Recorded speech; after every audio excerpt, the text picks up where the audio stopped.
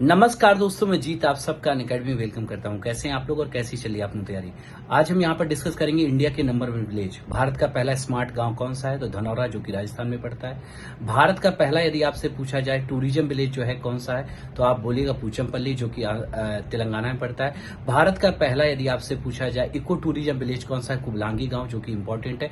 भारत का पहला milk village कौन सा है? तो आप बोलिएगा जेरी गांव। भारत का पहला सैनिटरी नैपकिन फ्री विलेज कौन सा है? तो आप इसका राइट आंसर जो है कुबलांगी, केरल का आंसर मारिए।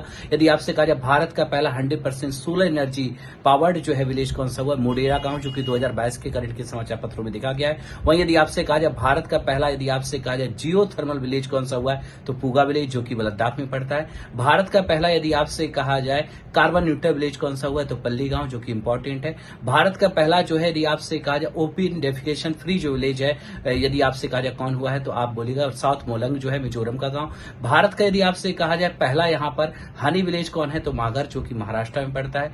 भारत का पहला, यदि आपसे कहा जाए डिजिटल लिटरेसी विलेज जो है, तो आप बोलना पुल्लमपारा, जो कि केरल का अभी नया गांव है, 2022 में शामिल हुआ है।